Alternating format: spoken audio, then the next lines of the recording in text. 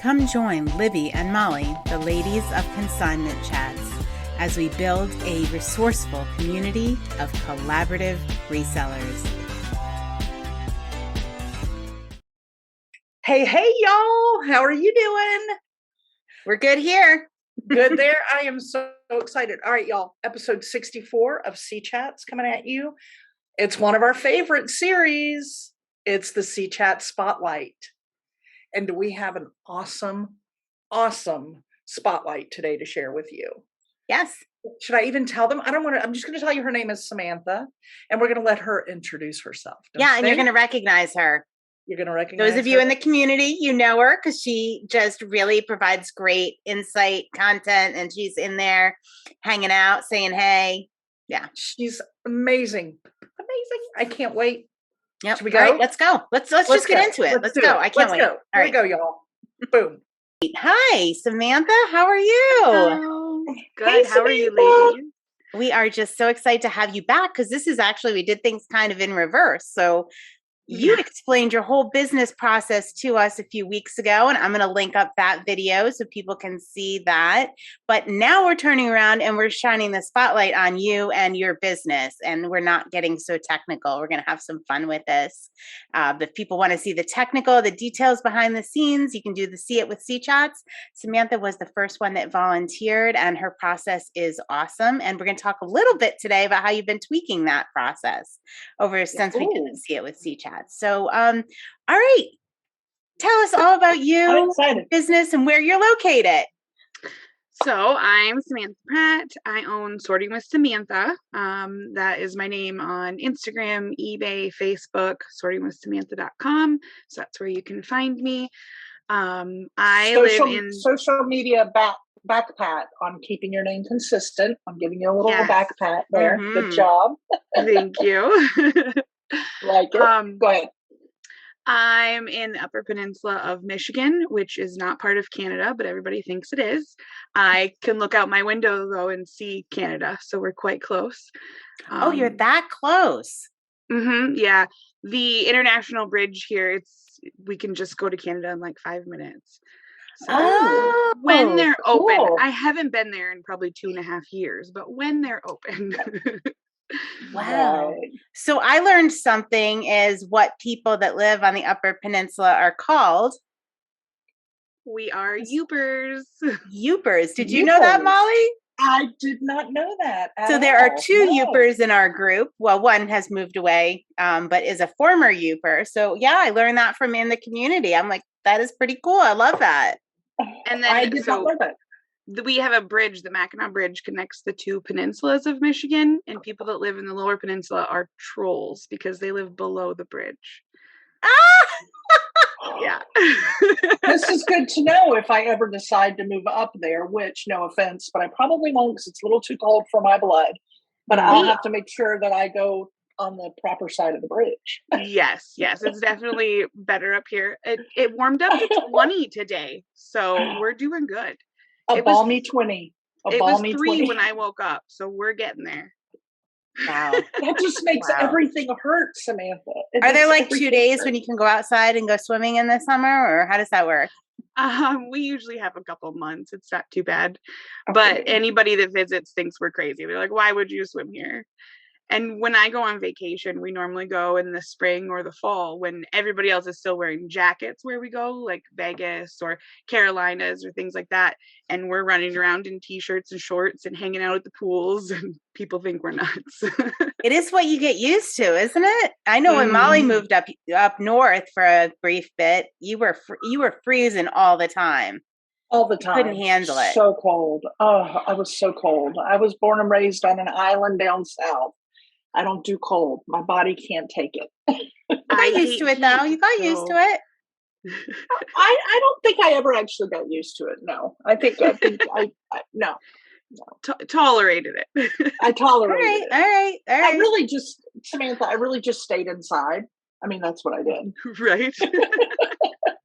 She did too. I just kind of stayed indoors. So she did. Yeah. And when we were outside, you had to have the fire pit going at all times. Yeah.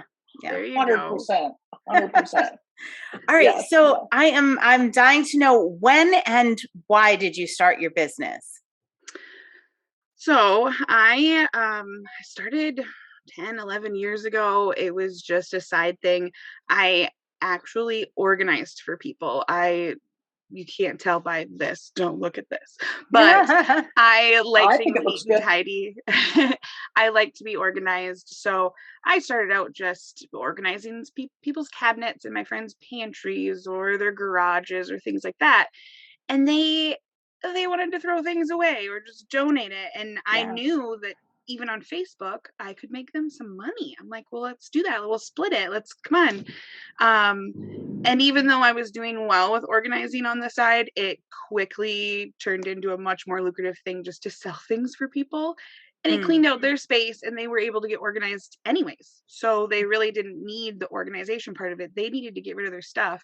And the money motivated them to do that. So I never really had to advertise a lot. It was word of mouth and friends that heard that I did that and they wanted me to come over and take their things. So pre-pandemic, I would go to their house, go through their things for them. Even if I wasn't organizing, I would just help them, this truly is a donate. I don't want to deal with this.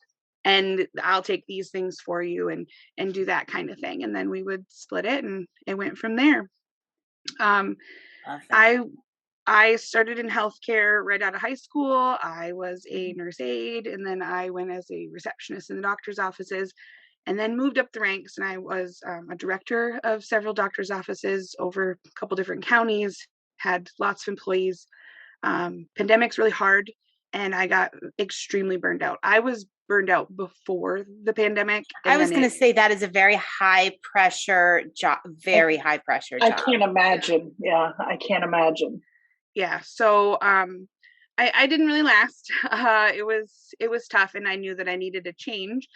So I had this side thing going on, which I honestly have ignored the last few years, and I would do it here and there. I don't know why people were still bringing me their stuff because it would sit here forever. Oh yeah, they don't care, right? You can't stop it. You can't stop the tide. And that's all that matters. So it was easy, not easy. It's always hard, but it was easier to quit my job of 15 years and the only place I've ever worked other than, high school and stuff, and transition into this and just go full bore. Luckily, I have a very supportive husband and family, and everybody knew that I did this and I love to do it. So they were just happier that I could do it during the day and not take up their weekends or things like that. Yeah. That's wonderful. I want to back up about your business because one of the things I love, well, first of all, I love your name and your logo, which I told you way back when, but Sorting with Samantha, your tagline. What's your tell everybody your tagline that you have on your Consignment made easy. That just makes me want to do business with you. Like, I want it made easy. And I love that. I think you did an amazing job with that. I think it's beyond amazing. I mean, I think it's one of the best ones we've seen. Not that I want to play favorites, but it really is a good 100%. Example of getting your point across in a simple way. Warm, welcoming. Yeah. I want to be a part of it way. Yeah. Thank you. I have really struggled with it, especially since quitting my job, because Sorting with Samantha was more on the organizing, and I would come and sort your things. And then it evolved to sorting when I would come and pick it up and sell your things. And I felt recently that like maybe I should rebrand. Maybe it's not truly what I do anymore, because now people bring it to me and I feel like kind of a fake. Like I don't come to your house and pick it up anymore. But now that we're kind of coming out of that, I'm going back to that. So it's feeling more true to myself again. I think the point gets across, even like, since you're already branded, like, all right, so I'm going to use myself as an example. I'm not in Conshohocken anymore. I'm not in Conchi anymore, but that is still the name of my business. And people don't think of it as that. So, you do reach a point when you're branded where the name of your business may not necessarily correlate, but you're branded. You're sorting. You are sorting with Samantha, whether or not you're sorting or not. Yep. That was part of the struggle too, was because I'll be at like sporting events or anywhere, and somebody will ask a question about something and they'll be like, oh, hey, well, Sorting with Samantha's here. Just ask her. So it's my thing. I love it. I love it. I do. Where people that live outside of your area, we kind of touched on this a little bit earlier when you were talking about your name in different places, but where are all the different places people can find your business? So sortingwithsamantha.com has all of my products right there on the website. I'm on eBay and Facebook, and I just linked my shop to Instagram, so I'm learning about that. Yay. Yeah, so Yay. Sorting with Samantha, just search it. You should find me. That is so easy. Sortingwithsamantha.com, right? It really is. Boom. It really is. And we'll link all that up on here for people too. Yeah. What about your Facebook auction group? Tell us about that. Yes. So I doing this part-time, I dabbled in eBay here and there, but I was primarily Facebook. Marketplace was just becoming a thing. People were starting all those local sell groups and things like that. So that was about the same time I started selling stuff. I really liked eBay, but a lot of things scared me, like shipping and printing labels and returns and things like that. And I already had a good base of people here in the Sioux that wanted to do business with me, but they needed a platform. A Canadian gentleman had actually started the group for our county. I think he's dual citizenship. I don't know, but he had started the one on our side, and it was an auction group. It had like 20 people, and nobody ever posted anything. I had no idea what it was. So I started asking questions. I started posting some things. It's 24 hours. You post it, and 24 hours from the time you post it, that's when it's done. People put their bids in the comments. We have rules like it has to be at least a 50-cent increment, so you're not getting those weird bids and all over the place. And really back then that was like our only rule, 50-cent increments. And he kind of just let me kind of take over, and eventually he was like, you're the only one doing anything with this. And I had grown it to like 1,000 people in like a month, and so he was like, run with it. I've never met the man, and I don't think he's even part of our group anymore. I don't. Oh my gosh. Yeah, so I just took over this group, and now we have almost 6,000 members, which I'm not really trying to grow it anymore, because once it gets to a certain point, it's hard to manage. So for a while, I was the only one selling stuff. I would post 100 items every weekend and just do that from my front porch. That was my side hustle. Come pick your stuff up. Now I have other people reselling, kind of became a thing, even though I live in a rural area. It's not super prominent here. We have one Goodwill within like a 3-mile radius or 300-mile radius or whatever. So it's, yeah. So not super prominent, but people are using it and other people are auctioning. So it's evolved, and it's quite the community now. Now, do you keep that separate from Sorting with Samantha, or is it tied into your business model? My Facebook business page posts things in the group, so people see my name and they see stuff on there. But it is separate as far as like, I'm not like sharing items from my website or things like that. If I clearance stuff or stuff's at the end of its thing, I throw it on there for a couple bucks and just try to do a quick flip. Just try before I go to the donation part of it or something like that. Yeah, it's not a huge part of my business anymore, but it was definitely the foundation of what got me started with really doing this. Wow, that is so interesting. Yeah. Very cool. All right, so I want to ask you a little bit about the organizing. So you were into this like way before Marie Kondo came on the scene. Thoughts on Marie Kondo and that whole method? I haven't read the book and I haven't watched the show, and I think I saw like one thing on Good Morning America, which was weird because she doesn't speak English, so it was very awkward.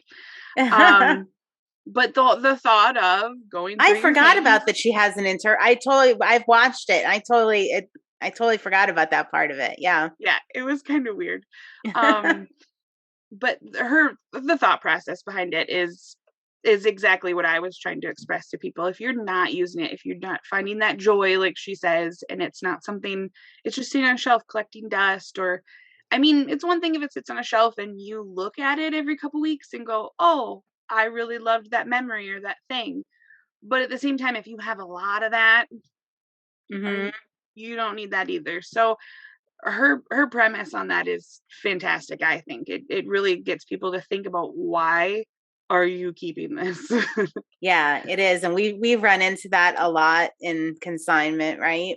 Just Hmm. tell people. So my son was really into The Incredibles. I watched it like 1,000 times. If everything is special, then nothing is, right? And Yes. when you have a lot, that kind of, yeah. All right. Yep. I love this whole my mom's going to be so excited because she is like an organizational. It is what she loves more than anything. It was not her career or anything like that, but it is what she loves more than anything. So she's going to be excited by how you got into the business and the organizing. I can't wait.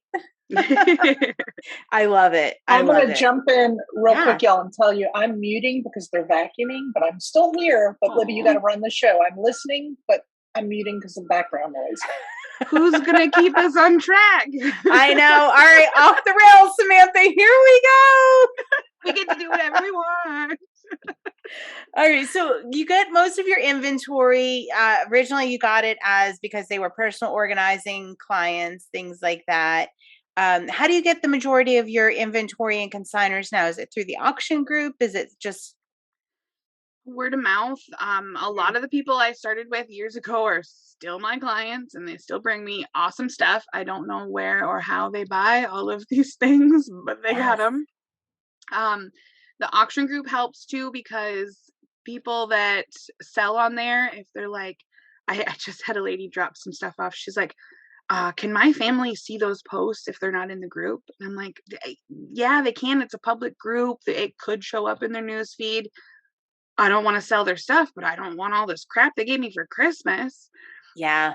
I'm like, send it over and I will list it in all my places and we'll go from there. So that generates some stuff too. But I mean, word of mouth, I've hardly ever had to advertise. Once in a while I'll say, hey, I have a spot open, and then I get Mhm. 20 more people that want to consign with me. I have a wait list right now, and I actually had a family friend get quite mad at me over the last weekend because she said she had stuff, and I said, great, I have a list. I said, I'll call you in a year, I don't know. And she got mad because she wanted me to bump her up on the list because, family friend and Yeah. all that. And yeah, so if Yeah. anything, people are fighting to get into it. I wish more people would do it. I've been saying that probably for the last year. Like I wish more people, because there's more people, and we're not the only ones in this situation where we have a wait list where there's more people than you can Mhm. possibly handle or possibly process. And it is frustrating. Maybe we'll have to do like an episode on how to handle the backlog, little things, tips and tricks to say to people to, ease it. And I think it is good to have a waiting list and a backlog, because it definitely sends the message that your service is valuable. You are providing a service that is in demand. So maybe we can brainstorm some positive spins we can put on that. Yeah. So one thing that I've been doing with my wait list, even because I have a lot of people on there, some of them have been on there for a long time because Yeah. I was part-time. I was working pandemic. I stopped. I mean, 60 hours a week at the hospital was not conducive. I just like, hats off to you. I can't believe you were working that in that pressure cooker and running this as a side hustle. Like, I don't know how that's Not even well. possible. Not well. No. um, and there were times when I thought about just quitting it altogether, posting on my page and just being done with it. But Mhm. my end goal eventually was to do this all the time. So yay, I'm here. Um, Wow. yeah. You have to be Um, so proud of that. I mean, that is, there are so many people probably watching this that have that as their end goal and are looking to do that. So, thank you for bringing that up, because it is so inspirational. And certainly there are people watching that really needed to hear that it is possible and you can make that life change. Yeah. And I overthought it for way too long. Like I wanted to have every duck in a row with a backup duck. Yeah, Molly. I wanted to have everything absolutely perfect. My husband is actually much older than me. He's close to retirement. He's like, if you quit your job, what are we going to do? We only have healthcare for 2 more years. And there were just so many things. And I actually didn't tell him I was quitting my job. Yeah, we talked about it. I mean, he saw the break. I came home crying every day. Like he saw it. And one night I stayed until about 9 p.m., which was a 14-hour shift and was not unheard of. He didn't think anything of it. I drove the 3 blocks home. I walked in the back door and I started bawling again. Didn't think nothing of it. That was my life at the time. And I said, wow. I only have 1 more month and I'm not going back. And he just went, okay, we'll figure that out. Well, okay. So I just had to let go of the overthinking and just focus on the fact that I couldn't come home crying every night. I couldn't work 14-hour shifts and have that be normal. I couldn't. And if I do work 14-hour shift, I'm doing it at home. I have no problem getting up at 7 or 8 o'clock in the morning, working all day while my family is gone to school or work or doing their things, cooking dinner, going to sports, having family time, and then coming back in my office until 11 o'clock at night because I enjoy it. I'm fine with that. My husband goes, you're still working so many hours. I'm like, yeah, but I'm like listening to podcasts and watching YouTube and posting stuff. And I'm winding down before I go to bed. I'm good. I got a quick moment of no vacuum. So I want to say, I got chills everywhere. Go ahead. I have tears in my eyes. I'm like, I hope my mascara doesn't start running.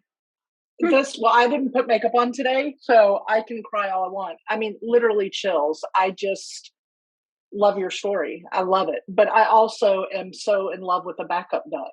I like a backup duck. I was going to say that too, the backup duck. That's my new thing now. I got backup ducks. Not only do you put them in a row, but you have backups in case one steps out of line. Yeah, that's perfectionist mentality. Had to have all my ducks in a row and a backup duck. I love it. Thank you. So do you think there's one thing that really, I mean, I understand like it was very difficult and you would come home and like, what was that one aha moment where you were like, I can't live my life like this? Was there one thing that put you just over the edge? I think flexibility was the biggest thing. I've worked a lot of roles at the hospital and it always like revolved around a shift because I worked on med surg. It's 12-hour shifts. That was great when my daughter was an infant. And then I went to the 9 to 5 office jobs because she was in school. And I always tried to center my role or my duties at the hospital around a schedule. And when it got to the point where I didn't have a schedule anymore, I was just at work and I wasn't seeing my daughter. I missed an entire basketball season, which is ridiculous. My daughter has always played basketball and I am at one of those moms that's at every game and travel to everything and do everything. And I get that once in a while you can't make stuff. And she's got step parents. So she's got 4 parents that can get to stuff. We share. It's great. But when I missed an entire season, that night I was sitting there and like I said, I didn't come home until about 9, but I didn't get done with work until about 7 p.m. And I went to get up and I still had so many things to do. And I knew I was just coming home to get my laptop out and work. That was it. I wanted to do that work for me and not for somebody else that's only going to pay me a salary of 40 hours a week. Yeah. And then you're trying to be there for your family. And if you're so emotionally and schedulally drained, but not that, you got to be there for you. You got to do you so that you can be there for them. And you weren't getting any of that. I wasn't there for my employees. I wasn't there for my family. I wasn't there for my patients, my coworkers, nobody. I was checked out and sad and leaving my desk in the middle of the day to cry. And like, it was just too much. There was a lot of things, but the flexibility of being able to do this was the biggest turn on to wanting to do it full time. And the other side, I mean, the pandemic was terrible. It was overwhelming. Healthcare sucks. Everybody's short staffed now. Get that. My dad was so caught up on well, now you're unemployed. Now you're unemployed. Oh my gosh, you're unemployed. You've never been unemployed. Nobody in my family is unemployed. And he was just I said, no, Dad, I'm self-employed. Self-employed. Yes. I've had a business. I have just not been running it very well or paying very much attention to it, but I am self-employed. Look at my taxes from the last several years. Like I said, and if it fails, if I put everything I got into this for the next 6 months or a year and it's not going anywhere and it's not doing anything, I can go get a job. Everybody's hiring. Yeah, that's a really good point. That's a really good point. Is, yeah. I mean, I have to say I went through very, very similar with my family, And I just said, if I don't do this before, I was under 40 at the time. If I don't do this, I've always wanted to own a business. I didn't necessarily care what the business was, to be honest with you, but if I don't do this before I will never forgive myself. Like, I am going to try it. Right. And if it fails, it fails. And I'm okay with that, but I will never forgive myself if I don't follow, what I believe I was meant to do, which is run a business. So I get that. And I think a lot of it is fear. From the funny part is my family's all entrepreneurs, but anyway, when they see how they're, scared for you because it is taking a leap, and it's a lot of times it's out of love that they have that concern. It's not anything else. It's just out of love and concern. And you are taking that leap. And sometimes you need somebody to say, it's okay if you take that leap, because and it is really, really scary. It sounds like your husband came around and is super supportive and is there for you. That's wonderful. Yeah. So with go ahead. My brother is like my biggest supporter.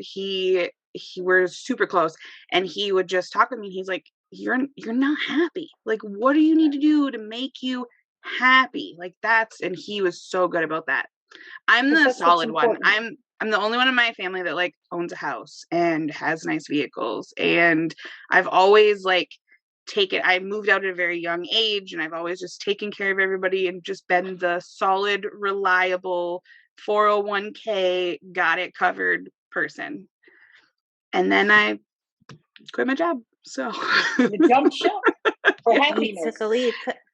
Wow. In the end, that's what's most important, is you being happy. Your brother's right. I mean, life is short. You need to find what makes you happy. Yep. So do you wake up now excited? Like Libby, we wake up and we're talking over coffee. Okay, what are we doing today? My feet hit the ground this morning, and I was like, I am so happy I do something I love. I get to talk to Samantha today. I get to go list stuff and ship. I was just like, woo! That's not every morning, but it was this morning. Right. And we have the flexibility. There are mornings when I take a little bit more time to get out of bed, or my shower's a little bit later, but we have that flexibility. But I'm actually quite surprised that I still set an alarm and get up at a certain time, and I still try to structure my day, and I have goals and all that kind of stuff. But I think a lot of people thought I was going to sit and watch Netflix. I don't know. Well, some people in my life still think I do that all day because you're home all day. Isn't that funny? Oh, no, you can do it. You're home all day. You can handle that. Oh, yeah, I'm not running to business. Yeah. All right. Sure. Yeah. Sorry. So I'm going to change around the next question I have for you just a little bit. So the original question was, what advice would you give to someone just starting? You can handle this. I got you. For this. I was going to ask that question, so I'm glad you're speaking up, because I was going to ask it. All right. So what advice would you give someone that is kind of on the precipice? They're ready to take that leap. They're very unhappy with their life. They know they want to go full time. What advice would you give them? Stop overthinking it and focus on one platform. I think especially right now, Whatnot is taking off, and everybody's on Poshmark and eBay, and everybody has all these different things. And you watch the videos and you listen to the podcasts, and I sold this on this, and it's so much. And even the C Chat Spotlight was me showing a lot of different things and how I linked them all together. I didn't get there overnight. Like, it wasn't a quick, I'm going to start this all tomorrow. You have to take one thing, focus on it, whether it's your Facebook page and building that up while you're listing stuff on eBay, or just list stuff on eBay. You don't have to do a circular, you can do a linear, and you can just focus on one thing. And then once you build that and you feel like you have a foundation for that, then start adding the other things. I have gotten sidetracked on so many other things before, and I've had to come back and be like, no, I need to list on this or focus on this. And that's what's going to build you and make you comfortable with what you're doing. I think that is just absolutely incredible advice. I think, great advice. Yes, I love it. Yes. I love it. All right. So last question. Go ahead. You ask it, Molly. Come on, let me in. What is the one thing that you're most proud about your business? Most proud of? Feeling pretty good about myself right now, talking to you guys. Good. But that was the question that kind of stumped me. I'm not proud of myself. I don't know. Like, I'm doing it, but I don't think I'm doing anything spectacular. I just needed a different balance in my life. So I created it. I made that balance. And I mean, I have struggles just like anybody else. I am still in the beginnings of this, even though I've been doing it for 10 years. But I don't know. I'm just doing me. I guess that's what I'm more proud of. I've never done something for me. I've done something because it's right. I've done something because that's what you're supposed to do. Done a lot of things that you weren't supposed to do. So that's kind of overcorrected as an adult. Yeah. So I don't know. I finally just went, is this what I'm supposed to do? Or what can I do to be happy? So I chose happiness. And so far, everybody else in my life is pretty darn happy when I'm around and with what we're doing. So it's working. It's amazing when you fill your cup. It is amazing how that, flows out to other people. And wow. I'm shocked at your answer, because I thought you were just going to come in here and be like, after all of these amazing things you just said, I thought you're going to be like, I am so proud of the fact, like, there are 10 things I could have picked these. I know. I'm so proud of you. And we're just new online friends. And I am so proud of your entire journey. And I am really proud that you are putting this out there, because you never know who you're going to inspire. 100%. Maybe you'll find out who you inspired, maybe you won't, but I can guarantee you that this spotlight is going to inspire someone to change their life and choose happiness and fill their cup and change a situation that they're in. So, 100%. Finding you guys, and I mean, I found you only had a couple podcasts out. It was in the beginning, and listening to you and watching you guys grow and your processes and being able to talk with you guys, that was a big help. Seeing that other people out there, they're doing this, they're making it work, and being able to have a community that we can work through things if I do have a struggle or questions, or it's helped a ton. So thank you. Group hug. Group hug, everybody. Get in there. Group hug. All right. Well, thank you so much. Just love this, everything about it. Really appreciate you and sharing your story and letting us shine the spotlight on you. All right. Cheers, y'all. Cheers. Oh, she has a sorting with Samantha. I do. Oh, now that's branding. Water. Now that is branding. That is branding. All right. Yep. We got to get in the game, girl. We've been. Oh, wait, you gave up coffee. Oh, wow. I laughed. I cried. We did laugh and cry. Yes. That was an emotional roller coaster. That was a good one. A really fun one. Such a great spotlight. Love Samantha. Love her. We have so much more that we even wanted to talk to her about too. Gosh. Yeah. Maybe it'll be a spotlight sorting with Samantha part 2. I think there's going to have to be, because after we kind of hopped off, we talked for a minute, and there's a whole other thing that we didn't even get into, which is We did the See It with C chats with her, where she explained her business processes. And there are changes she's done in the meantime to improve that process since doing the spotlight. We didn't get to talk about that. There's so much other stuff to do. And she was talking a little bit about a weekly business meeting she does with some colleagues, which I was Don't kind you of want to know intrigued by. more? I want to know more about that. I do too. I do too. Yeah. I want to know more. Okay, well, that's just it. We're gonna have to figure out something else we'll make up a whole nother series just to have her on again. Mm-hmm. Because she's done See It with C chats, and now she's done the C chat spotlight. We're gonna have to come up with a new series. Or we can just have her on because we're the bosses and we decided so. Yeah, that's also a possibility. That's a very good possibility. All right, so listen, community. Let's talk community. All right. Well, there's one thing that we didn't mention in last week's episode. I had to issue a correction on social media last week. My bad. My bad. Plans for 2022. We're mapping out our journey for 2022, and there was something very important we forgot. Are y'all ready? Here it is. We are going to do another Molly's ListPalooza. That was Crowd so fun. cheers in the background. Ah, yay! Yeah, we need that roadcaster. We need that roadcaster. Crowd is cheering in the background because we loved the first Molly's ListPalooza, not just because it was my face and name, but everybody got so into it, and we met our goal. We exceeded our goal. We had a ball supporting each other. It was just a ton of fun, and because I'm getting myself back in the game, and I'm going to make it about me, we're going to do a Molly's ListPalooza. And we're going to get everybody in the game, and I'm going to let you know the date. How about if I commit that I will have it out soon? I need a date. I got to commit a date, Lydia. Give me a date.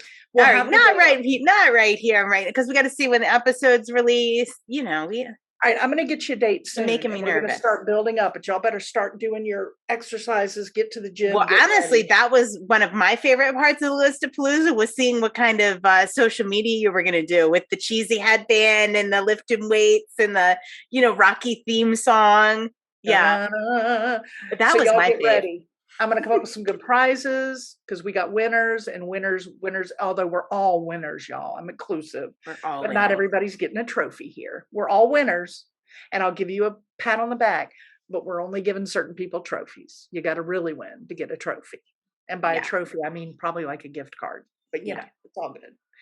All right, what else? What's going on in the community? Well, that was really what I wanted to say. We have a lot going on in the community, a lot of questions. We're setting up our next roundtable. So if you're not over in the community, we do that on Facebook. So it is on our website, consignmentchats.com. You can link up to all the places we are, all the things we're doing, the book club, if you just can't get enough, you're going to go to consignmentchats.com. You're going to like this video so you get notifications in case we decide to do a live at some point. You don't want to miss out on that. So you can chat with us in the live. And if you haven't subscribed to us on YouTube yet, shame on you. Oh, if you're watching us and you haven't subscribed, I give up. Maybe we're just not for you. Maybe we're just not for you. I just can't anymore. Like, you just got to subscribe. Or maybe you just forgot to click the button. Maybe you forgot to click the button. You know what we do? I forget things. I'm forgetful. I am. So I'll give you that. But you better subscribe and listen. The other thing that I'm getting tired of the selfishness here. We are a hashtag collaboration over competition. You better share this with your friends, your other reseller friends and consignment business owning friends. Don't hold it to yourself. We're for everybody, but not for everybody. Great. But if you're a collaborative reseller, we are for you. We are for you and your collaborative reselling friends. And you need to make sure that they come on over and they know we're here. Yeah, because we are not going to be spending money, ads, anything like that. It is all word of mouth. It is all community building from person to person. We are not spending money on ads. We are not recruiting people. We are not into that, and we will not be doing that anytime, probably. We want an authentic group of authentic people doing authentic reselling. You see how I pop my word? There are so many of us right now. There are so many of us right now, and I'm learning something new every day, every week, and I'm just very grateful for the people we have right now. Love it. I love our group. Love it. I do. All right. Well, we got to get to work. So we are bringing a lot of things in 2022. Some of them are a work in progress right now. So we actually have to get to work. Yeah. Make so those we things cheers happen. Goodbye with Samantha, but we'll do one more cheers. Yeah, let's do two. Show you my little coffee cup at my hotel with the lips. Cheers. Thanks for joining Libby and Molly, the ladies of Consignment Chats, as we build a resourceful community of collaborative resellers. Find all the ways to connect with us at consignmentchats.com. Episodes are available on YouTube and anywhere you get your podcasts. In addition, you can find us on Facebook in our Consignment Chats community. Until next time.